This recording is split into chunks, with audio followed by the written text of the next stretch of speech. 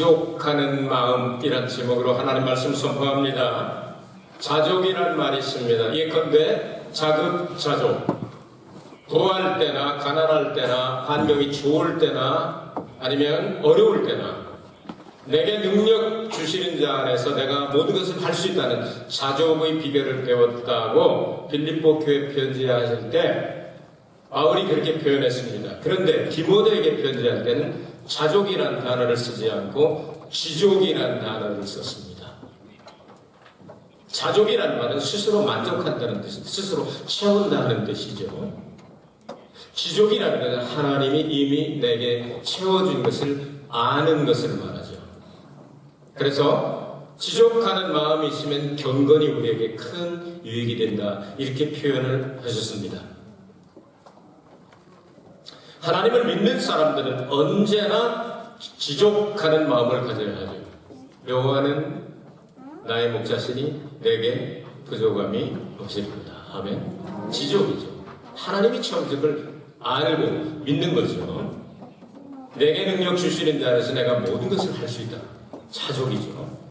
우리가 주님 한 분만으로 만족하는 마음을 가질 때 옛날에 복음성가처럼 물을 떠난 고기가 혹시 산다 하여도 예수 떠난 내 심령 사는 법이 없어요. 예수님 내 주여 내 중심에 오셔서 주님 한 분만으로 만족하옵내다. 니다도 아니고 내다. 늘 이성공 목사님이 찬송을 하셨어요. 북한식으로. 지족하는 마음, 어떤 마음일까요? 자, 이단과 재물에 대한 욕심을 경계합니다. 3절에서부터 6절까지 누구든지 다른 교훈을 하며 바른 말 곧 우리 주 예수 그리스도의 말씀과 경건에 관한 교훈에 창념치 아니하며. 무슨 말씀이죠? 이단들의 말을 들으면. 대전에 가서 얼마나 놀랐는지. 대전에 큰 교회들이 많은데요, 이 하나님 교회라고 이름을 붙여놓은 신천지 본부가 엄청납니다. 아주 비타곤성한 건물을 쳐놓고 엄청나요. 왜 그렇게 돈이 많아지면? 왜냐면 돈을 밝히거든요, 이단들은. 그런 거 하지 말고 우리 주 예수 그리스도의 복음을 가슴에 새기라고 말씀하고 있죠. 이단은 영적인 문제라고 한다면 재물은 육신의 문제라고 볼 수도 있을 것입니다. 다시 말해서 이단도 영적으로 중요하지만 이 재물도 하나님이 주신 재물을 성경적으로 사용하지 아니하고 잘못하면 이것도 육신의 세상에서 이단과 마찬가지로 오늘 경계하고 있습니다. 그런데 이어서 지족하는 마음을 가지고 있으면 경건이 우리에게 큰 유익이 된다 말씀했습니다. 지족하는 마음.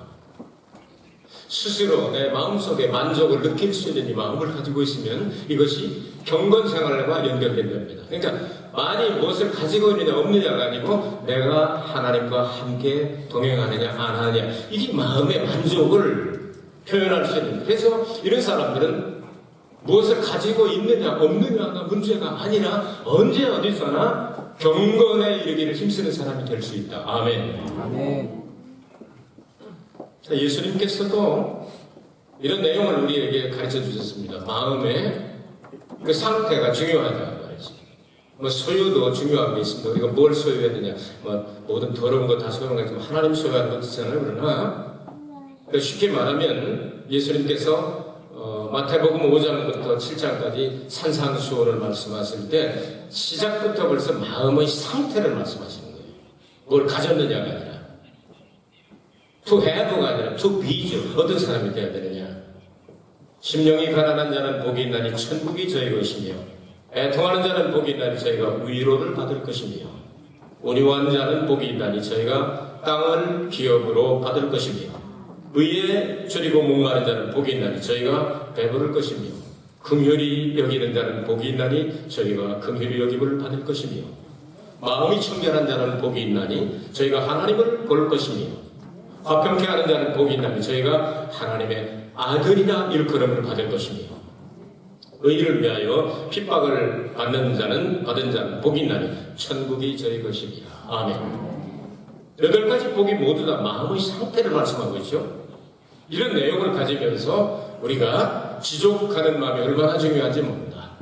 여러분, 부족하다고 생각하지 말고 하나님이 여러분에게 지금 꼭 필요한 것은 다 주셨다고 생각하는 여러분 되시길 주의 이름으로 축복합니다. 두 번째로 공수거라는 말이 있죠.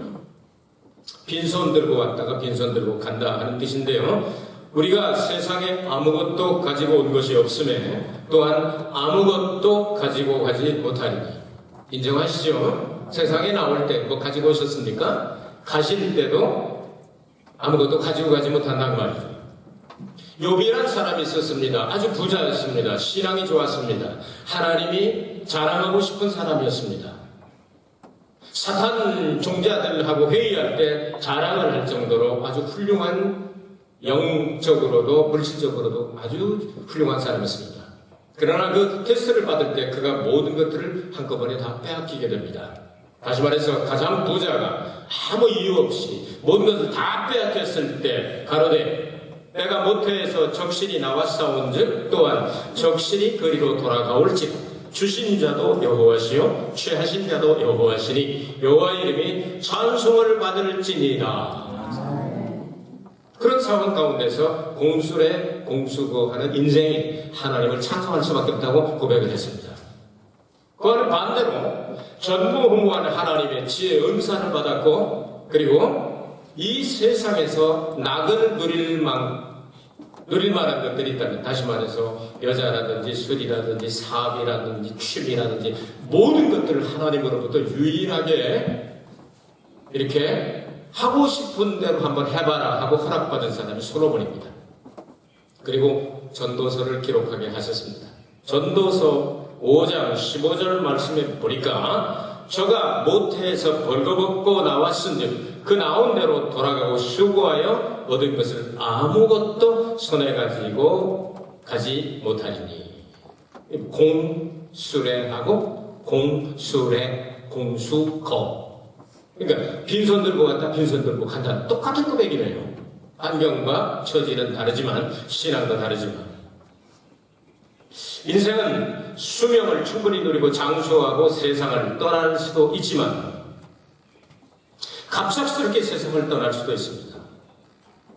그렇기 때문에 앞날을 생각하지 아니하고 물질에 목을 메고 사는 어리석은 사람이 되어서는 안 되겠다 그 말입니다. 준비하고 살았으면 좋겠다. 바울이 교훈이 오늘 7절이죠. 우리가 세상에 아무것도 가지고 온 것이 없음에 또한 아무것도 가지고 가지 못하리니. 똑같은 내용이죠. 공수래 공수거한다. 욥과 같이 그런 시련 가운데서도 그 고백이 나와요. 솔로몬 같은 그런 아주 가장 좁은 환경 가운데서도 똑같은 고백이 나와요. 위대한 선교사 바울이 이 감옥 생활을 하면서 고백한 것도 똑같은 고백이다. 그럼 우리의 고백도 똑같아야 됩니다. 우리는 빈손 들고 왔다가 빈손 들고 간다. 이것이 성경의 교훈입니다. 아무것도 가지고 갈 수가 없습니다. 그렇기 때문에 살아있는 동안 오늘 성경에 나온 말씀대로 입을 것과 먹을 것이 있으면 아주 감사하면서 살아라. 족한 줄 알아라. 이렇게 가르치고 있지 않습니까?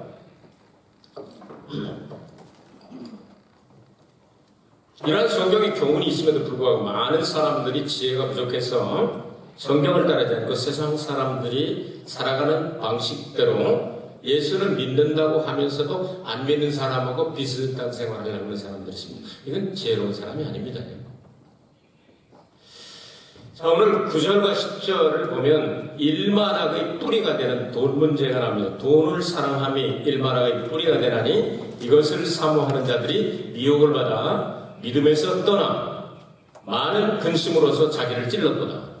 그러니까 이 돈 때문에 믿음에서 떠나고 자기를 찔러 죽여서 결국 천국에 못 갔다는 말씀이죠. 10절의 말씀은 9절에서 오죠. 부하려 하는 자들은 시험과 올무와 여러 가지 어리석고 해로운 정욕에 떨어지나니 곧 사람으로 침륜이라는 말은 모가지 같은 데 돌멩이 연자맷돌 같은 거 해가지고 바닷속에서 빠뜨리는 걸 말합니다. 멸망에 빠지게 하는 것이라. 그러면서 여기에 이런 사람들이 있었도다. 자기를 찔른 사람. 우선 우리는 발람이라는 사람을 생각할 수 있겠죠. 베드로후서 2장 15절 16절 말씀은 이렇게 나옵니다. 저희가 바른 길을 떠나 미혹하여 부올의 아들 발람의 길을 좇는도다. 그는 불의의 삭슬을 사랑하다가 자기의 불법을 인하여 책망을 받되 말 못하는 나귀가 사람의 소리로 말하여 이 선지자의 미친 것을 금지하였느니라. 돈 때문에 망했다고 말이죠. 그 사람은 일시적으로는요, 하나님이 성령이 강권적으로 역사하게 하셔서 4번이나 하나님이 선택한 이스라엘 백성들을 축복하고 예수 그리스도의 탄생을 예견한 사람입니다. 그렇게 하고서 끝났는데 그 발락 왕이 주고자 하는 그 복채, 돈이죠. 이게 탐이 나가지고 결국은 그걸 받고 나중에 이스라엘을 타락하게 하는 방법대로 우상의 제물을 먹게 하고 그리고 모함 여인들과 음행을 시켜가지고 엄청난 사람이 죽게 되죠. 많은 사람이 수만 명이 죽게 되니까 이제 하나님께서 역사하셔서 비누아스가 일어나서 그 마지막 그 제사장과 족장들이 이 못된 짓 하는 걸 가서 창으로 찔러 죽여가지고 연병이 그치게 되고 결국 전쟁이 일어나게 되죠. 그러니까 이것이 모압 평지에서 다시 말해서 광야 생활 40년의 마지막 전쟁이죠. 이 전쟁에서 이기고 난 다음 그리고 가나안 땅에 들어가게 됩니다. 그때 부올의 아들 발람을 칼날로 죽였다. 칼로 찔러 죽였다. 이렇게 나오고 있습니다. 이런 내용들을 바라보게 될 때 발람의 교훈 성경에 여러 번 나와요. 여러 번 나오는데 요한계시록 2장 14절 말씀에 이런 말씀이 있어요. 그러나 내게 2가지 책망할 것이 있나니 거기 내게 발람의 교훈을 지키는 자들이 있도다. 발람이 발락을 가르쳐 이스라엘 앞에 올무를 놓아 우상의 제물을 먹게 하였고 또 행음하게 하였느니라. 돈 받고 돈 때문에 탐나서래도. 유다서 1장 11절을 보면 화 있을진저 이 사람들이여 가인의 길에 행하였으며 삭슬을 위하여 발람의 어그러진 길로 몰려갔으며 고라의 패역을 쫓아 멸망을 받았도다. 돈 때문에 망했죠. 가롯 유다를 우리는 빼놓을 수가 없죠. 이런 내용이 나오면 마태복음 27장 5절에서 8절 말씀 읽어드립니다. 유다가 은을 성소에 던져놓고 물러가서 스스로 목매어 죽은지라 대제사장들이 그 은을 거두며 가로되 이것은 핏값이라 성전부에 넣어둠이 옳지 않다 하고 의논한 후 이것으로 토기장에 밭을 사서 나그네의 묘지를 삼았으니 그러므로 오늘날까지 그 밭을 피밭이라 일컫느니라. 예루살렘에 가면요, 예루살렘이 해발 750m 정도에 건설되었습니다. 인체의 공기가 가장 좋은 높이가 몇 미터인지 아십니까? 700m입니다. 여러분이 동경은 너무 낮죠? 동경에서 최장수자가 안 나오죠.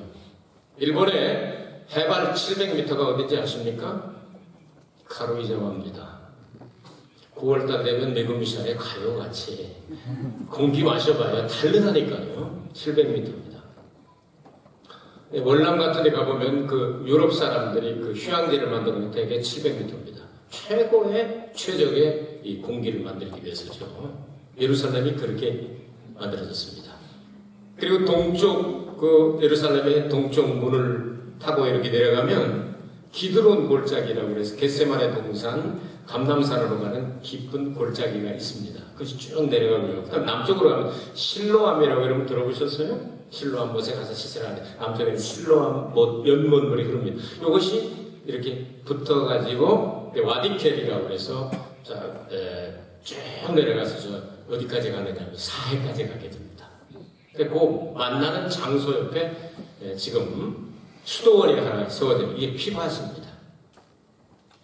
거기에 흰노무의 골짜기라고도 말하고 도벳 산닥에 성경에 나오는 흰노무의 골짜기 해가지고 어떤 농장 잘하는 목사님은 거긴 백인들만 갖다 그냥 흰노무의 골짜기니까 한 놈들만 갖다 그렇게 얘기를 하는데 그건 아니고요. 어쨌든 흰노무의 골짜기 도벳 사당이니까 무상숭배를 가장 많이 그거 저주받은 땅입니다. 그 피밭을 예수님 팔아먹은 돈으로 사가지고 성지순례 왔다가 장례식을 못하는 사람들은 거기다가 장례를 해요. 예수님은 억울하게 좋은 값으로 팔려간 그 돈까지도 피밭을 사가지고 나그네들이 무덤을 사도록 해주셨단 말이지. 가룟 유다는 어떻게 했습니까? 자기가 팔아먹은 돈 써보지도 못하고 후회 가운데 후회만 하고 회개는 안 했죠. 그래서 후회만 하고 회개하지 않고 목매달아 자살해서 죽어버렸습니다. 스가랴 11장에 그럴 것이라고 말씀하잖아요. 이런 예언의 말씀이 그대로 응하게 되었다. 돈을 사랑하는 것이 문제다. 여러분 돈 싫은 사람 있어요? 여지까지는 못 봤거든요. 아직까지 돈 싫어하는 사람 못 봤어요. 애들도 뭐 장난감 사는 나이만 되면 돈 주면요 좋아요. 가치를 몰라서 그렇지. 우리 이제 다니엘 목사님 큰 손자가 아직 그 가치를 잘 모르나 봐요. 500원짜리 딱 주니까 크잖아요.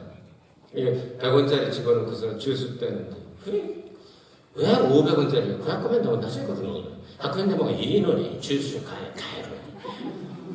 100원짜리가 더 드는 거예요. 예. 그러지 말고 100원짜리 말고 500원짜리 더 준 거예요. 아버지 왜 그래? 이놈을 바꾸면 5개 끝난 이해를 한 거예요. 그 다음부터는 100원짜리 주냐 500원짜리가 좋다. 애들도 좋아해요. 부자도 좋아하고 가난한 자도 좋아하고 돈 싫어하는 사람 본 적이 없습니다. 하나님이 우리에게 돈을 사용할 수 있는 지혜를 가지라는 말씀이죠. 부자 되지 말라는 말씀이 아닙니다. 돈을 사랑함이 일만하게 뿌리다. 돈을 사랑하면 결국은 돈 때문에 망하고 그것한테 찔려서 죽게 된다. 이런 말씀이에요. 사단이 아담과 하와를 유혹할 때 육신의 정욕과 안목의 정욕과 이생의 자랑을 가지고 왔습니다. 보암직하고 먹음직스럽고 보암직하고 지혜롭게 할 만큼 탐스럽게도 이것으로 이겼지 않습니까?